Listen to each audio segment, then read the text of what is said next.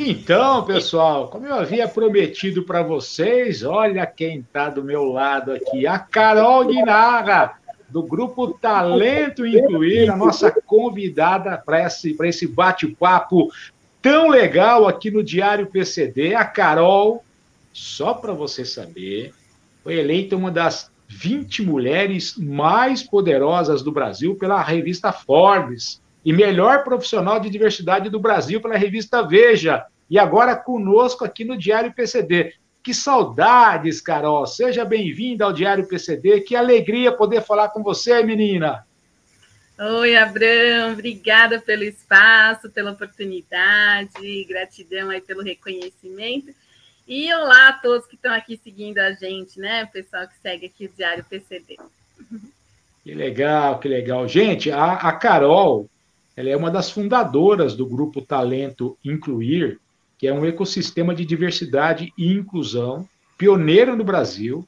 Só para vocês terem uma ideia, o grupo Talento Incluir já incluiu mais de 8 mil pessoas com deficiência no mercado de trabalho. E ela, ao lado da Juliana Ramalho, que é sócia no Talento Incluir, com uma equipe gigante. Tem uma equipe, eu vou dizer uma coisa para você, a Talento Incluir está no Brasil todo, está no mundo todo, e tem sempre aí com novidades, com novas ferramentas para a pessoa com deficiência. A gente está sempre divulgando, inclusive no dia 15 de março, que foi o Dia do Consumidor, nós publicamos um artigo da Carol, e fez uma, sabe, muita gente comentou, repercutiu, mas agora a gente queria saber da Carol, porque além da Carol ter esse projeto de incluir a pessoa com deficiência no mercado de trabalho, ela fala do mercado para as pessoas com deficiência. Ela coloca a pessoa no mercado de trabalho, mas ela fala, ó, peraí, vamos falar agora entre a gente aqui sobre esse mercado, tá certo? Antes de mais nada, de continuar esse bate-papo, você sabe que eu sou um homem de pele clara, barba bem baixinha, grisalhas, estou usando um óculos com haste fina e lente transparente, cabelos escuros, penteado para trás, um fone de ouvido, uma camisa branca com listrinha azul, nas minhas costas a tela, o monitor de uma TV. E antes da Carol falar sobre esse trabalho do Grupo Talento Incluir, eu queria que a Carol também pudesse se descrever para a gente começar esse bate-papo. Carol. Bom, sou uma mulher de pele branca, cabelos castanhos, olhos castanhos, uso um óculos de armação de grau, de armação escura. Eu sou uma mulher heterossexual, casada com o Tato, mãe da Clara. Sou uma mulher cis, tenho 43 anos, uso cadeira de rodas. Aqui não dá para ver, porque eu estou bem empolgada aqui no sofá da minha casa. O home office dá esses privilégios para a gente bater esses papos como estivesse de fato no sofá, né, Abrão? E é isso, acho que me sinto audiodescrita. Legal. No sofá com a Carol. Olha o que o Diário PCD está fazendo. Nossa, nossa. É só a Isadora e o pessoal da assessoria da Talento Incluir que consegue garantir isso para a gente. Só no sofá com uma das 20 mulheres mais poderosas do Brasil. Esse Diário PCD não é fácil, não. Não é fácil, não. Mas vamos lá. Carol, você falou com muita tranquilidade, antes de a gente falar dos projetos, dos novos projetos do Grupo Talento Incluir, a gente está aí terminando uma semana do consumidor, e você falou com muita propriedade sobre o dia 15, né? O dia do Mundial do Consumidor, mas você falou sobre o poder de compra das pessoas com deficiência. Queria que você pudesse falar um pouquinho mais para a gente sobre isso, Carol. Abrão, é muito legal a gente ver o efeito do que a empregabilidade de pessoas com deficiência causa, né? A gente vem de um modelo da caridade, que pessoas com deficiência eram assistidas institucionalmente e socialmente, para um modelo que a gente percebe social hoje, né? Um modelo... Ih, gente, passando helicóptero aqui, é o lance do home, né? Não esquenta, não. Tá. E para um modelo que a gente percebe agora mais da deficiência fazendo parte da nossa existência, e tudo bem, né? E E aí, a empregabilidade, muito motivada pela lei de cotas, infelizmente, a gente tem maior, felizmente, por um lado, maior empregabilidade de pessoas com deficiência nas grandes empresas, mas no empreendedorismo, em pequenas e médias, a gente não tem ainda um movimento tão expressivo. De toda forma, esse efeito que a lei de cotas tem feito na pessoa com deficiência em grandes empresas, o que a gente diz na Talento Inclui desde o dia 1, né? Desde 2008. A gente trabalha, a gente aumenta o poder de consumo, né? Então, com certeza, o trabalho influencia muito nisso. Mas, independente da pessoa trabalhar e ser economicamente ativa, a gente tem crianças, a gente tem idosos, pessoas com deficiência existem. E eu digo que, para existir no nosso país, a gente consome. A gente consome para morar, né? A gente paga para morar, a gente paga para comer, a gente paga para ter saúde. Então, o lance do consumo, ele é, assim, querendo ou não, a gente gostando ou não, e favorecendo o consumismo consciente, que é a bandeira que eu levanto, a gente tem, né, um país capitalista, o consumo faz parte. E a gente tem um estudo da Accenture de 2018 que trouxe a estimativa, o poder de compra da pessoa com deficiência, estimado em 22 bilhões ao ano aqui no Brasil. Então, é um poder, olhando os dados, olhando o estudo, de fato muito significativo e para um mercado negligenciado, né? As empresas que olharem para isso vão sair na frente. Ô, Carol, deixa eu te perguntar uma coisa. A Carol, como ela falou, ela é cadeirante, né? A Carol é uma pessoa com deficiência. Você concorda com os dados da Organização Mundial de Saúde, que determina que uma pessoa com deficiência tem um custo de vida pelo menos 40% mais caro do que aquela pessoa que não tem uma deficiência, Carol? Eu concordo que o custo de vida é mais caro. Ele deveria, se a gente tivesse igualdade social, a gente talvez chegasse nesses 40%. Na prática, pessoas com deficiência nem conseguem consumir tudo aquilo que precisam para terem saúde, né? Então, algumas privilegiadas entram nessa estatística, tipo, consigo ter um pouquinho mais de condição financeira, então consigo investir em tudo aquilo que eu preciso. E aí, assim, esse consumo, esse gasto a mais, ele significa investir na nossa fisioterapia, investir num aparelho, uma ajuda técnica, no meu caso, a cadeira de rodas, e tudo que está em torno dela, manutenção de cadeira, higienização de cadeira, troca de rodas, troca de pneus, assento, né, a almofada que a gente senta, encosto que a gente usa. Então, tem os investimentos que são sazonais, que eu não faço isso toda hora, mas tem o do dia a dia também. Então, para eu esvaziar a bexiga, eu uso sonda, eu uso material para higienizar, eu uso fraldinha. Então, juntando assim tudo, de verdade, na minha vida, é uns 40% mesmo mais caro. Agora, eu sei que nem todas as pessoas com deficiência têm a condição de poder investir na saúde, né? E uma das coisas que eu falo é assim, se eu hoje gasto, relacionado à minha deficiência, R$ 2.000 por mês.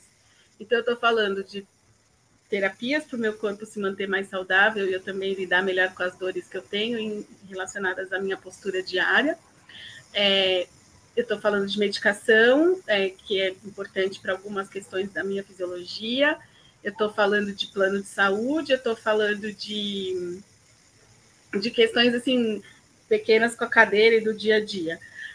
E eu já fiz essa conta, a gente aqui em casa é R$ 2.000 por mês. Isso quer dizer que uma pessoa que ganha o mesmo que eu, que é par comigo no trabalho, no final de um ano, ela tem R$ 12.000 a mais, R$ 24.000 a mais que eu, para poder investir em educação, em cultura, e investir em outras questões. Então, de fato, o lance da gente ter custo de vida mais alto nos deixa para trás de oportunidades e de possibilidades de igualdade na sociedade.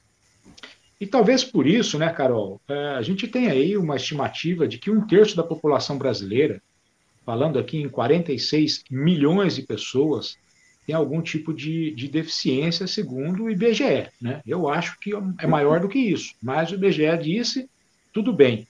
E a necessidade da pessoa em suprir essas dificuldades de ter uma deficiência é que faz ela ir para o mercado de trabalho, né? Muitas vezes ela até não pode ir para o mercado de trabalho, mas ela vai ao mercado de trabalho por necessidade mesmo, não é? E como é que você vê a questão da lei de cotas no Brasil? Essa lei de cotas, ela tem ajudado a fazer com que as pessoas tenham um acréscimo do poder de compras, principalmente as pessoas com deficiência, Carol? Abrão, eu vou começar, antes de te responder, falando sobre o número que você trouxe do IBGE. O IBGE, existe uma contestação do número porque ele foi feito em 2010. E a gente tem o censo refeito a cada década, mas aí veio a pandemia e o nosso governo também não era muito a favor, não fizemos. E não fizemos até hoje. Então, existe um movimento aí que não acredita muito nessa estatística e não acredita subestimando o número, acha que é menos, sabe? Superestimando, né? Achando que o número é exagerado. E aí vieram algumas frentes estudando, esmiuçando esses números e trazendo que nós somos 15 milhões e não 45 milhões.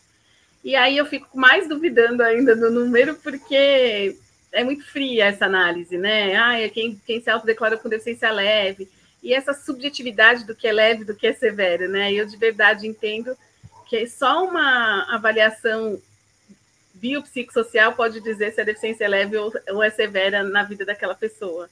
No meu caso, usar a cadeira de rodas pode ser muito mais leve do que um cara com encurtamento de pernas que está pedindo esmola no sinal. Então, olhando fisicamente, é mais severa. Mas olhando no contexto social que a gente se encontra, a deficiência dele provavelmente tem muito mais impacto na vida dele do que a minha tem na minha. Então, é bem difícil a gente falar de números do IBGE, porque existe uma polêmica aí de gente que não acredita nele. Eu acredito com você, estou com você, de que é muito maior. Eu não acho que são só 45 milhões e que é apenas 24% da nossa sociedade. Eu de verdade acredito que esse número está subestimado, a gente tem um número mais expressivo do que isso. Vamos esperar o censo para entender. Agora, em relação à sua pergunta, o que eu acho da lei de cotas? Inicialmente, quando eu fiquei sabendo da lei de cotas, eu me senti ofendida como pessoa. Só que eu fiquei sabendo da lei de cotas em 2004, quando eu estava já no mercado de trabalho, que eu tinha passado pela adquirir a deficiência recente e tive o privilégio do trabalho me bater na porta da minha casa. Quando eu conhecia só a minha história, cheia de privilégios, e privilégios não significa que eu não tenho méritos pelas conquistas que eu tenho até hoje, e nem significa que eu não tive esforço para chegar onde eu cheguei, mas eu tive privilégios, eu já estava formada na faculdade quando o acidente aconteceu, o meu trabalho bateu na porta da minha casa, eu faço parte de uma família muito estruturada, não abastarda, mas que é muito estruturada de parceria, de estar junto, tive uma ótima educação escolar, inclusive. Então, quando eu olho para tudo que eu vivenciei e comparo com as oportunidades das pessoas com deficiência, eu preciso perceber os meus privilégios. Até para que eu use essa minha posição de privilégios para favorecer as pessoas que não passaram pelo que eu passei. Então, olhando para a questão da lei de cotas, apenas pela minha vida, eu me sentia ofendida. E aí, eu parei de olhar só pela minha ótica, fui entender a realidade das pessoas com deficiência e eu continuo não sendo a favor da lei. Eu trabalho para ela não existir no futuro. Ou seja, se existe lei, é porque existe desvantagem da pessoa com deficiência. O meu trabalho é para que essa desvantagem não exista mais. Então, de verdade, eu torço para a lei de cotas não ser necessária. Mas nesse momento ela é necessária. Eu torço não, eu atuo para ela não ser necessária.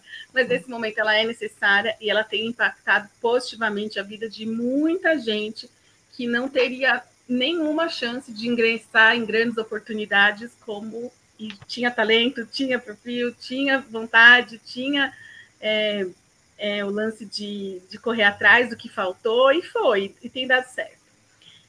Agora, é importante dizer que a lei de cotas, mesmo quando todas as cotas forem cumpridas, ela vai fazer uma coceguinha na população com deficiência, né? A gente vai contratar no máximo 1 milhão de pessoas quando a lei de cotas, todas as cotas forem cumpridas, e a gente tem 45 milhões. Vamos pensar que não são os 45 milhões que são economicamente ativos. De fato, não são. Tem os idosos, tem as crianças, eu entendo que não são todos aqueles. A fiscalização acredita em 9 milhões. Então, quando a gente contratar 1 milhão, ainda sobram 8 milhões. E para onde esses 8 milhões vão? Aqui em São Paulo, a gente tem um dado importante de uma pesquisa do IBGE, do Sebrae, que 26% dos empreendedores de São Paulo são pessoas com deficiência. Isso não significa que são empresários, não significa que são empresários no sentido empresário bem-sucedido. Porque esse mesmo estudo diz que a maior parte é autônomo ou não tem sócio e que a maior parte não fatura mais de R$ 1.500. Então, a gente entende o empreendedorismo como uma fuga, é o que tem para hoje, né? Não é uma fuga, mas é o que tem. Ninguém quer me contratar, entendi. Deixa eu abrir uma MEI aqui e fazer alguma coisa. Então, de fato, a gente precisa de muito mais do que a lei de cotas para que a gente traga a população com deficiência para oportunidades de empregabilidade. Legal. Gente, nós estamos entrevistando aqui no Diário PCD a Carol Ignarra, Carolina Ignarra, fundadora do grupo Talento Incluir. A Talento Incluir, só para você ter uma ideia, já inseriu mais de 8.000 pessoas com deficiência no mercado de trabalho. Eu vou chamar uma breve parceria nossa, tá? Nós estamos chegando aí com a linha Move, nossa grande parceira, Mariane Santana, e nós já voltamos a falar com a Carol.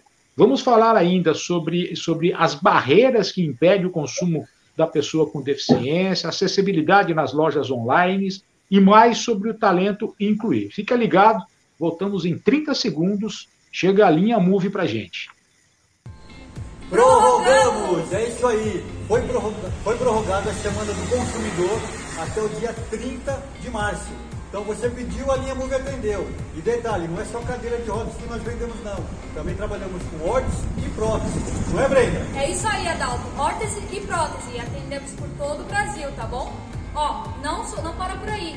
E parcelamos o boleto em até 24 vezes. Então aproveita. Agora é a hora. Só não compra quem não quer.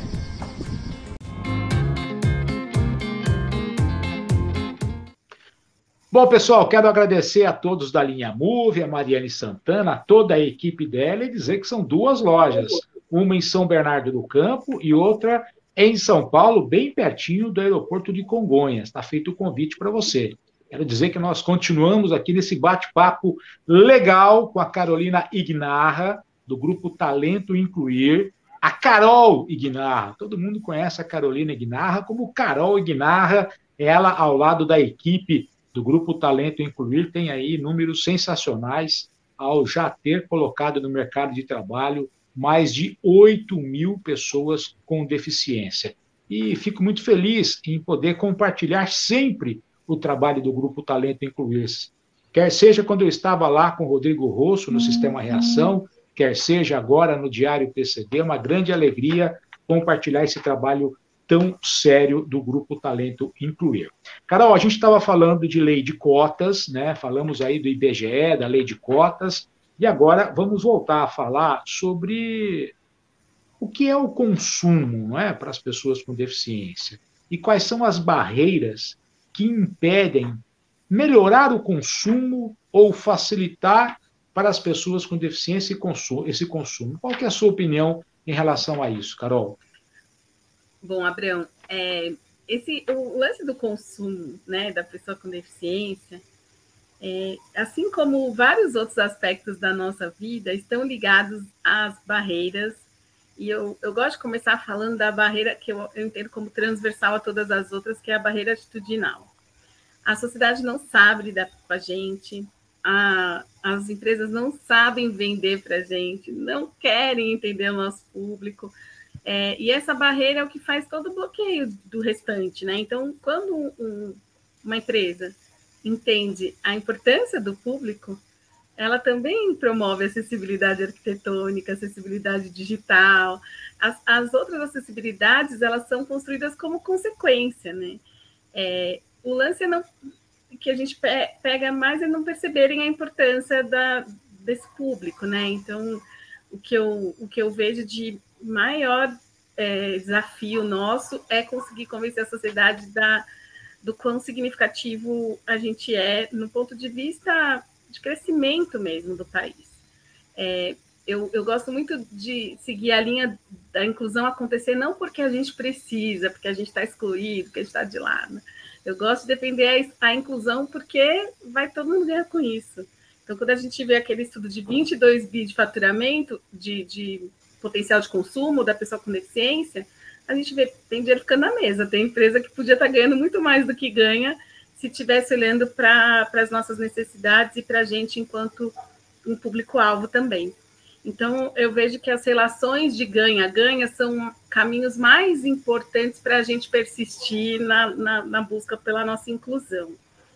E é importante dizer assim que, obviamente, quando a gente, na prática, vai numa loja, a acessibilidade arquitetônica nos barra. A gente vai numa compra online, a acessibilidade digital, quando não existe, a gente não consegue comprar. Mas, se tiver atitude, né? Se o cara da loja tiver atitude, ele vai dar um jeitinho, a gente vai se sentir incluído, mesmo que com o degrau ainda para transpor. Então, é importante a gente bater nessa tecla de que precisamos nos mostrar presentes, precisamos sair da invisibilidade e mostrar que quando a gente está incluído, todo o restante ganha com isso. Você falou aí de online, né, Carol? Tudo bem, né? Hoje, somente depois, com a questão da pandemia, tudo virou online, né? Tudo. Aquele contato, né? Você, comerciante, você, empresa, isso parece que, não sei nem se vai voltar ao normal como era antes. Mas como é para você a acessibilidade nas lojas online do Brasil, Carol? É um fato que é difícil, mas a gente tem que falar disso, né, Carol?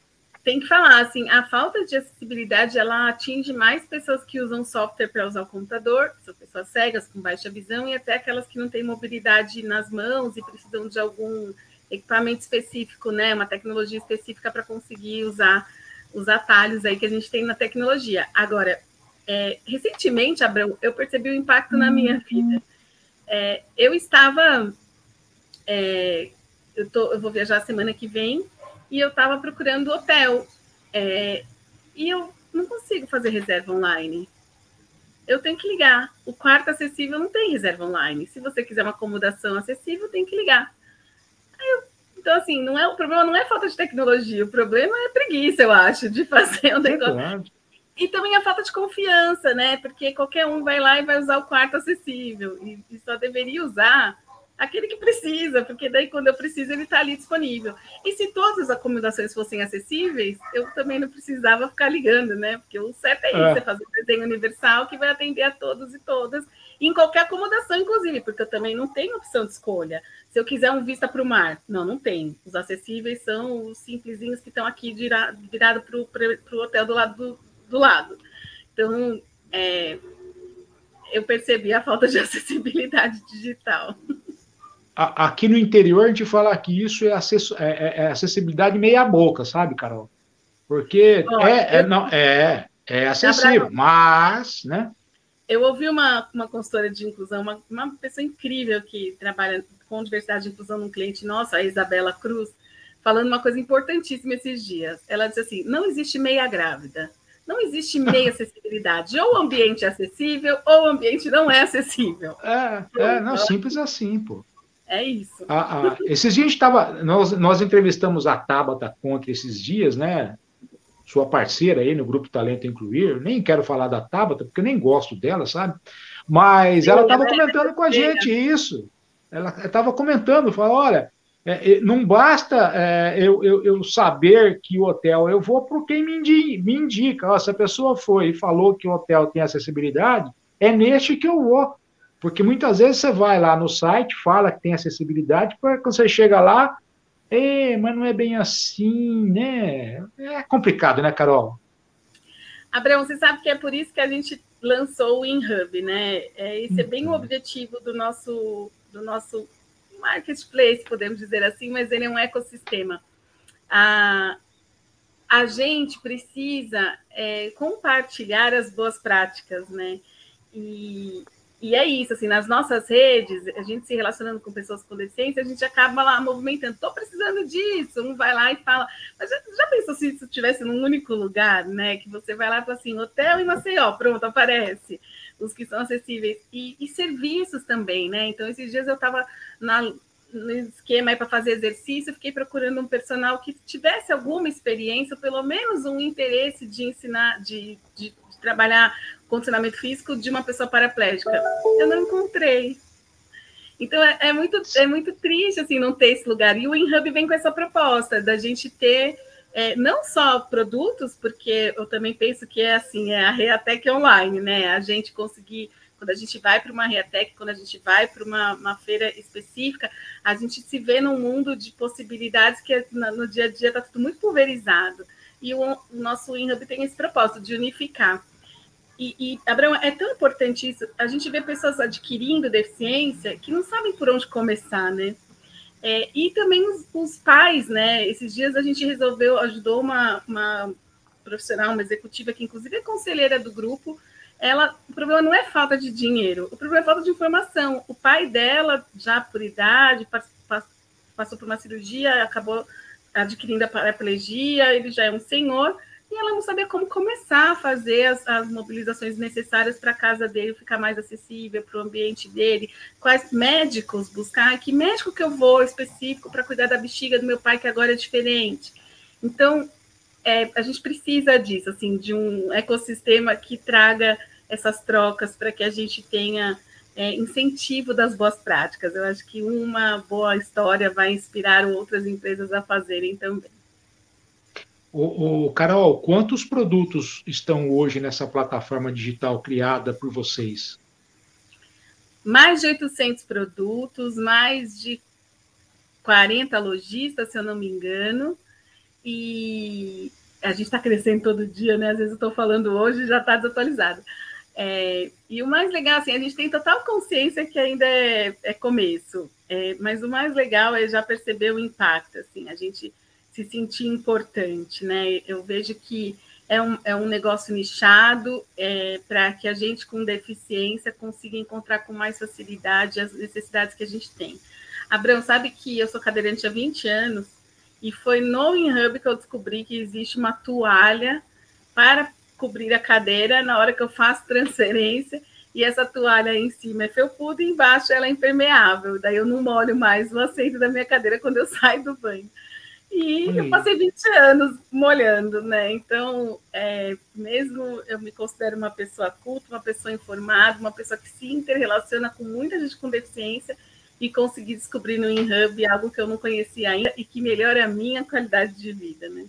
O Roland está colocando na tela para você aí como é que você faz para acessar essa plataforma digital e conhecer esses produtos, serviços, tudo sobre acessibilidade. Então, você quer conhecer alguma coisa, mas com indicação, você vai acessar essa plataforma digital aí, criada pelo grupo Talento Incluir, que está envolvendo tanta gente aí, é tão legal essa boa sugestão. Carol, me fala uma coisa, como é que a Talento Incluir? Eu sei que a Talento Incluir tem aí a colocação de pessoas no mercado de trabalho, mas como é que a Talento Incluir pode ajudar uma marca ou uma empresa a se tornar mais inclusiva? Como é que eles podem contar com vocês? É muito legal você falar disso, assim, porque, Abraão, a gente tem na nossa história um trabalho focado na empregabilidade. Foi assim que a gente começou, inspirado na minha história, na história da Tabata, de que o trabalho tem, de fato, um significado de reintegração na sociedade, né? E temos esse histórico aí de mais de 8 mil pessoas com deficiência impactadas, como você bem disse, mais de 8 mil famílias beneficiadas pelo nosso trabalho. E como eu disse para vocês já, né, a pessoa com deficiência trabalha, a pessoa com deficiência consome. Algumas marcas começaram a buscar a gente para fazer a empresa ser mais inclusiva para o cliente. Então, no nosso histórico de atendimento, a maior parte do trabalho que a gente faz está relacionado a preparar o gestor para lidar no dia a dia, porque tem um profissional com deficiência no time, preparar o profissional com deficiência para alavancar a carreira, para ser protagonista da sua história. Então, está muito mais ligado à parte de empregabilidade. Mas alguns projetos a gente já foi desafiado e é uma delícia fazer isso, que é fazer uma linha, né? Aprofundar no negócio para entender aonde as melhorias precisam ser feitas. Então, a gente começou, por exemplo, fazendo para a Gol, foi em 2013. E aí, as companhias aéreas, eu falo que depois que eu entrei no projeto da Gol, eu nunca mais falo mal de companhia aérea, porque elas são reféns de um sistema, tudo que elas fazem, elas precisam pagar. Se elas põem um ambulift para atender a gente, elas precisam pagar, e não é barata, tipo $200, às vezes é mais caro que a passagem que a gente pagou, que governo, né, nesses consórcios aí junto com o governo, o negócio é meio complicado. E o que eu vejo é que o processo todo é muito complicado, né? Porque antes de tudo, antes de acessibilidade, antes de respeito, antes de transparência de atendimento, tem a segurança. Então, quando você começa a entender o processo, você fala, puxa, dá para melhorar, sempre dá, e eles evoluíram bastante com isso, com a entrega que a gente fez lá, mas principalmente com a disposição que eles estavam de melhorar. Vão continuar errando, vira e mexe, acontece ainda um problema, o pessoal já, vocês não arrumaram a goma, gente, como se fosse instalar deles para solucionar problemas, né? Não é assim, a gente está numa construção.